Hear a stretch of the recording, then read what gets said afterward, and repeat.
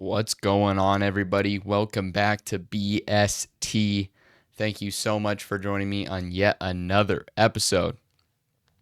The NBA finals are over, and we have crowned yet another champion. The Oklahoma City Thunder have won the NBA finals. First time, I don't even know if you can count the Seattle years. I'm counting them. They're the same organization. They've just moved. So, first time since what, like 1973 or something like that? A long time ago. Of course, made it. Faced LeBron, lost in like 2012, I think it was. So, that side of things, I'm happy for them. The rest of it, not really. I think I can count for most people when I say this was not the desired outcome. Most people wanted the Pacers to win. There's such a good story. And before I talk about the rest of the series, I feel like it would be against everything that is good to not just straight off talk about Game 7, the thing that is closest in memory for any fan who watched the game, obviously. Um, yeah, and it was pretty heartbreaking for Indiana. They fought really hard all series, and Game 7 to me is kind of a microcosm of what this series was. And early on, you lose Halliburton. Devastating injury. Snaps his Achilles. Definitely, probably side effect of coming back from the calf injury. Just brutal. We've seen it so many times with athletes. They have the calf injury. They try to come back a little bit earlier than they should, or even when they just have a calf injury, they come back thinking they're healthy. And maybe they are. Maybe he was healthy. He probably wasn't as healthy as he should have been, um, to be safe. But I mean, it's the finals. You're gonna come back. It's Game 7. You have to. And he tries to drive down the lane, and at first you just see him slip, and he turns over the ball. So that's what I was focused on. I'm like, all right, turn over the ball. It's not great, but and then they show the replay and why he slipped, and then after the play, he's on the ground. He's slamming his fist down, saying no, no, no. Obviously emotional because in the moment he knew what happened. And once they showed the replay, you could definitely see the pop of his Achilles. Just brutal. Really, really brutal. Just unbelievable and just to lose your star like that in the biggest game of the season, win or go home. And I mean, up to that point, he had hit 3 threes already, had 9 points in like 8 minutes. So just, oh man, I can't even explain just like how deflating that was, and how quickly can just all just be over like that. Because that's what it just felt like. It felt like, all right, OKC is gonna win. And to the Pacers' credit, they stuck in there.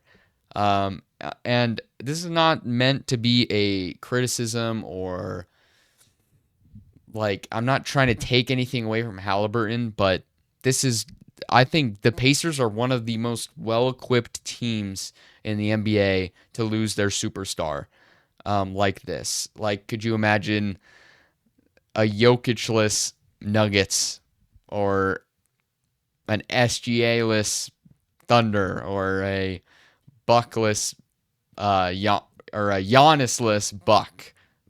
Sorry, can't speak. But could you imagine that? Like, that's just there's in no way are those teams winning. But I think the Pacers were so well-rounded offensively, defensively, as a team. Their team offense, their team defense. Rick Carlisle really did a good job at making sure everybody got involved, and that's how they won so many games this year and pushed the best team in the NBA to 7. So I think the Thunder or the Pacers were really well equipped to handle this sort of catastrophe, but still, like, I think Halliburton and where his value comes in is obviously the three ball. once he left, they really couldn't get anything done in that department. Could not hit threes, and his clutch play. How many times these playoffs have we seen him hit a crazy clutch shot? We saw it in Game 1 this series to win it. So that was big, and like that's not trying to be not a slight to Halliburton. He's just not the player like SGA is, where he leaves the game, you're losing like a good chunk of your points. This series, I'm sorry, but Halliburton was not amazing offensively, at least in the scoring department. I thought he got the job done in games. Obviously, they won 3 out of the 7, but he only had a high of 22 points. And they're in Game 5, which was a kind of a big. Well, it was one. Game 5s are like the biggest game of a series, especially when it's tied 2-2. And he had no made shots. Scored 4 points on free throws. So it's not like he was super dynamic this series. Obviously, he's a great playmaker. I think he averaged just under double-digit assists this series. So I'm not taking away that part of his game. That's a big part of his game. He's not just a scorer, but still, it's not like the Thunder losing SGA. So the Pacers stuck in there. Like I said, they were really, really, really good. After the first quarter, they were only down by a few, like 2 or 4 or something like that. And then at halftime, they were only down by 2. So it was big. Or I think at halftime, they were up by 2, actually. So, I mean, going into the third, you're thinking, all right, they have a chance here. And I never really thought they were out of it because of that, like, depth that they have. They don't need Halliburton to be that main scoring threat. They score from all over the place. But one thing that was critical and was a big point was Siakam needed to step up. And he didn't. I think he had like 15 points in this game, which was it's just not enough when your primary guy goes down. You need a guy like that to step up. And it felt like Carlisle, there was a time in the third where he just didn't get subbed into the game. I'm not sure for whatever reason. And it was during a time where the Thunder went on a big run and made it a crazy, near blowout. And really the only one keeping him in it was TJ McConnell. Gotta shout out that guy. That guy plays his heart out. 6'1", little white dude. And man, he had like 13 of their points in the third quarter or something. And from like 8 minutes in the third to like the start of the fourth or something like that, he had all their points. There was a stretch where he was scoring like in like 5 straight possessions, just like driving to the rim, hitting tough shots, just carrying their offense, trying to keep them in. But it wasn't enough. And it felt like as soon as the Thunder kind of built a lead, it was over. The Pacers, man, they battled. They pushed back at the end of the fourth, got it within 10 at one point. But against the Thunder and SGA, it's just going to be hard to come back. So the Thunder close it out. Great defensive performances by Lou Dort. That guy's just a brick wall, man. Like, people try to go up and finish at the rim when he's there. I mean, they bounce right off him. He is a strong, strong man. And Chet in this game, you can say all you want about his offense. I think he's pretty poor offensively. I think he could use from a few pounds on those bones. But he was great defensively, and he was all series. Had 5 blocks in Game 7. So, like I said, Chet, just put some meat on those bones, please, because you are so inconsistent offensively. And it's kind of interesting because I can't really remember going into his draft year. Honestly, I thought he was more of an offensive guy. Kind of like I almost viewed him at the time kind of like a Wemby light in a way, because he was just like this tall, lanky guy who can shoot the three ball, kind of just a pretty dynamic offensively for being that big. But man, I mean, he's good offensively. He has his moments, but not that good. Because I mean, in game 1 he had 6 points. In game 5 he had 9 points. In game 6 he had 4 points. Like, those are all just like nothing performances. And I think that's kind of a big reason why OKC didn't win this faster, and got pushed to 7 by Denver. They they they're just a very weird team because they are not consistent at all, yet they have maybe the most consistent player in the league in SGA, who's just consistent. Like J Dub, I mean, he's really good. He's a really good player, really good slasher, but like, he had 3 good games. He had the 40-point game in game 5, I believe. So that was good. But he had under 20 in games 1, 2, and 6. So he's just super all over the place. And Chet, obviously, with those low-scoring games. So like, their number 1 star is super consistent, but their 2 and 3 are not.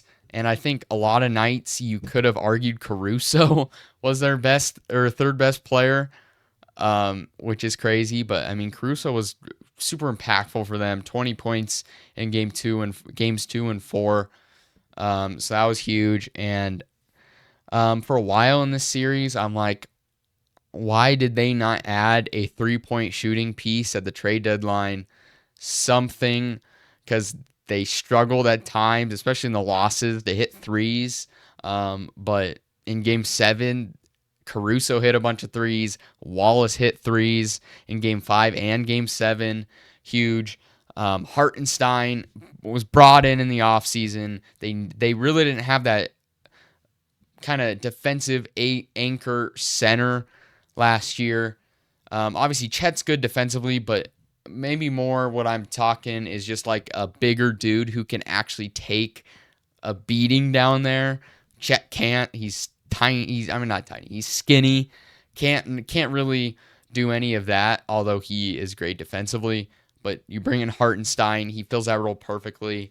And that's something they didn't have last year, and that contributed to their loss to the Mavericks. So this team's just a juggernaut. Although inconsistent, they came through.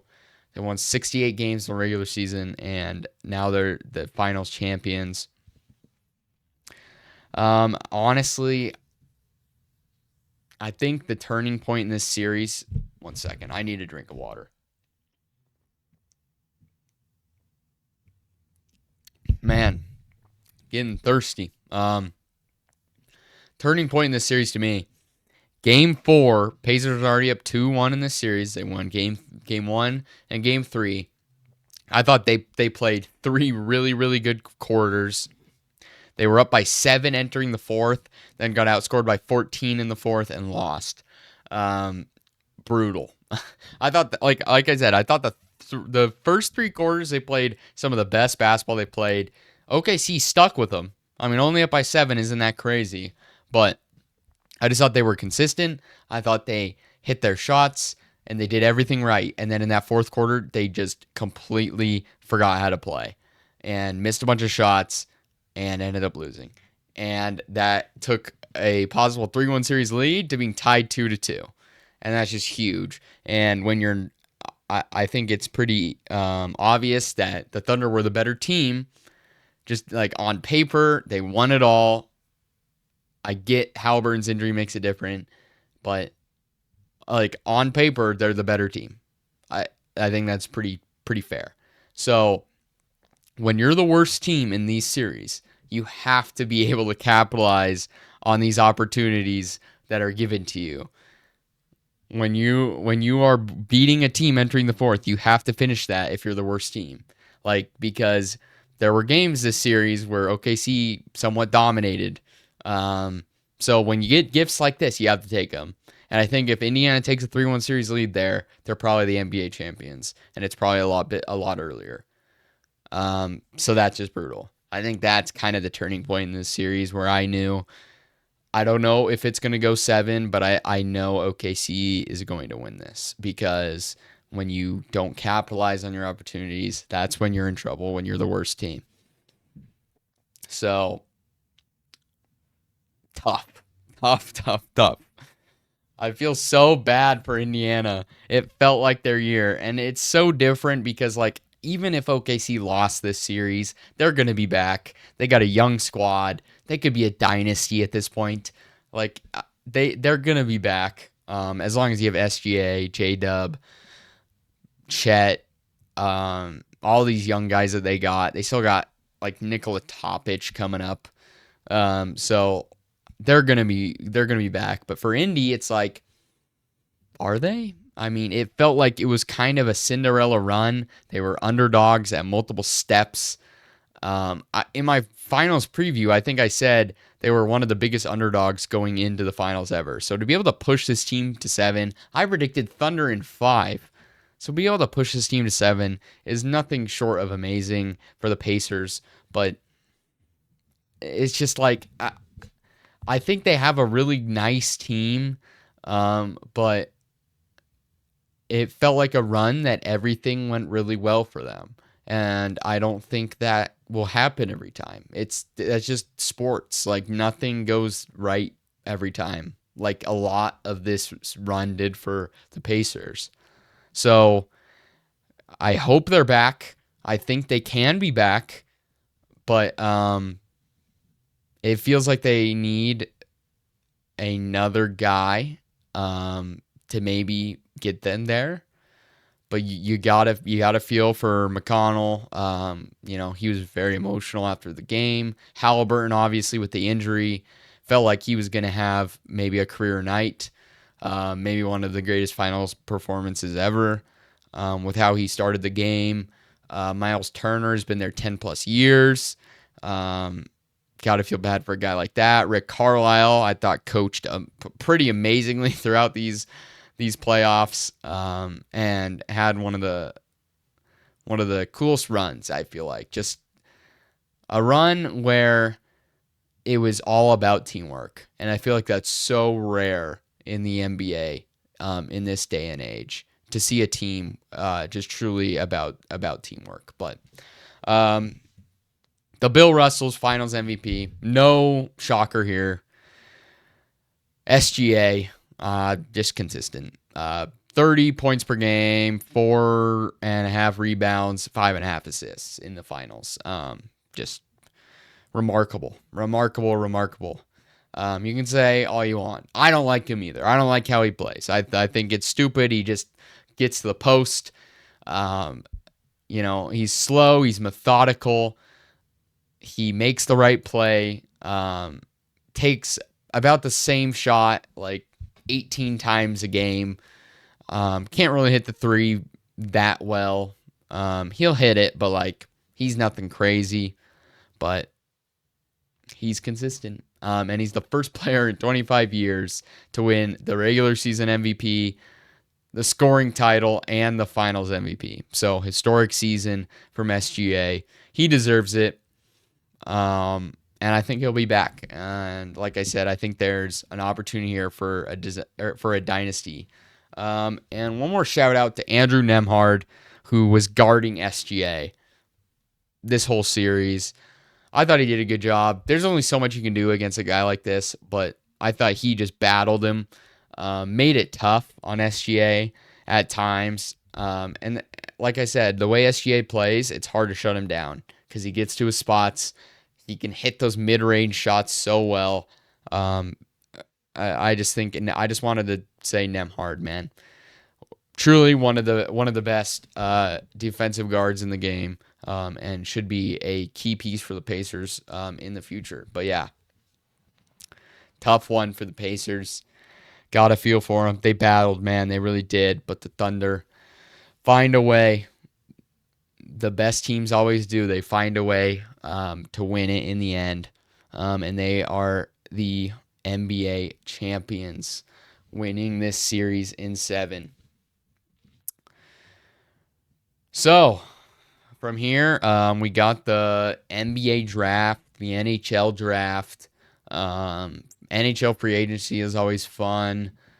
NFL offseason continues. Oh, you know what? Let's actually touch on the recent NBA news that happened. First off, the Desmond Bane trade. I want to talk about that because I think it's insane what was in the trade. So it was between the Magic and the Grizzlies, obviously. The Magic trading for Desmond Bane gave up Phoenix's first-round pick next year unprotected. And I think that is insanity. Obviously, we'll talk about the next trade, but Phoenix traded Kevin Durant to the Rockets. We'll talk about that in a minute. But why would you trade Phoenix's first overall protected or unprotected next year? They could be a really, really bad team. I mean, they were a really, really bad team this year. Then you remove Kevin Durant. When Kevin Durant was on the court last year, they were above 500. Now you remove him. They were 3-17 when Kevin Durant wasn't on the court last year. 3-17. This is bad. Like, I'm not even sure what you're doing, Orlando. I would have kept that pick. I would have given you so many different other picks in that one. For Desmond Bane, like, Desmond Bane's a good player, but he's not going to move the needle. It's just very confusing to me. It seemed like a very, very, very valuable pick. And maybe Phoenix will do some things this offseason. Who knows? But I just thought that was crazy. But let's get to the big one, the Kevin Durant trade. So they trade, the Rockets trade Jalen Green, the first round pick this year, which is like number 10 or something, and then like 5 seconds. This is a wonderful trade, in my opinion, for Houston. Think about it this way. I'm not a big Jalen Green fan. I don't think he's very good. I think the series against the Warriors kind of shows that. I think he's reckless, can't really hit shots. I don't like him. Some people do. That's just my opinion. So you replace Kevin Durant, or you replace Jalen Green with Kevin Durant. Obvious upgrade. Even if Kevin Durant, I think, only has one more year on his deal. So, like, it's kind of just a rental, which is fine because you're trying to win a championship now. And you're giving up a piece that I don't think they were really bought into anyway. So you didn't have to get rid of Thompson, Jabari Smith, Şengün, any of those guys. So that's big. And then the first, you still have all those guys, and they have a different guy. I'm blanking on his name. So like, where were the 10th pick have even really slotted into this lineup, like that impactfully? So there's that. So, and this draft is kind of somewhat top heavy. So the 10th pick, what would it have really gotten you? Who knows? But so there's that. And then and then you're only giving up 5 seconds, which in the NBA, it's so much different than other sports. Like seconds in the NHL and the NFL, those are pretty valuable picks. There's still pretty good players there. In the NBA, you can still hit on a guy, but like it's pretty rare to hit on a guy, and nothing's guaranteed there. So I'm fine giving up 5 seconds. So basically, they're just upgrading from Jalen Green to Kevin Durant as a scoring threat. And Kevin Durant is maybe the greatest scorer of this generation. Just like if you just look player by player. Obviously, the scoring title is in LeBron's hands all time. But what I'm saying is just like shot making. If you're just looking at shot making player by player, Kevin Durant's probably the best in this generation. I love this trade for them. And for Phoenix, I don't know what you could have gotten, but I also feel like their hand was kind of forced. Like, I'm not really sure what you could have gotten. If there was anything better than this, for Phoenix, because they had no leverage. I mean, you kind of had to trade Durant because you're not. They are in this kind of place of just complacency with Beal and Booker, which their intentions are to hold on to Booker, but could be interesting to see where he gets moved. But yeah, they're trying to keep Booker, but they still got Beal, who was one of the worst trades ever. Their ownership is just horrible. I can't even remember the guy's name, but every Suns fan hates him. So their hand was forced. They had to do something. Maybe Jalen Green and a new change of scenery can do something. But I just really like this trade for Houston. You go for it next year. You were second in the West. You had 50 plus wins. You go for it, and I think they could. I think they got the pieces to go for it. But the NBA should be a definitely interesting place next year. The Celtics wanted to sell off a lot of their pieces, and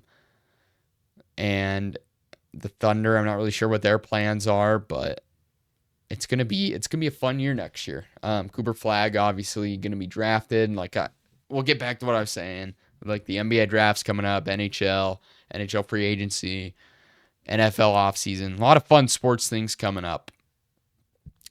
So yeah, hopefully you enjoyed this year's NBA Finals. Definitely one of the best in the past in recent memory. Probably the best since that Bucks Suns finals. That was pretty good. Yeah, probably the best since that one. Maybe better. I enjoyed that one. I thought that one was a really good battle. Um, so yeah, the Oklahoma City Thunder are your NBA champion. Big win for the small markets, by the way. Big win for the small markets. Two small market teams in the finals. Big win. That I just wanted to say that. As a Jazz fan, it's always good to see small markets doing good. Anyway, all right. Thank you guys so much for watching. Hope you have a wonderful night and hope you enjoyed the NBA Finals. Let me know down in the comments what you think of this year's winner and how it all went down. Prayers up to Tyrese Halliburton. Hopefully he can get healthy and heal, and just heartbroken for him. The moment got stolen from him, but he'll be back better than ever. I'm sure of it. So thank you guys so much for watching. Check out TikTok, short form content. Yeah, please like, subscribe, comment, all those things. And I will see you in the next one. Peace.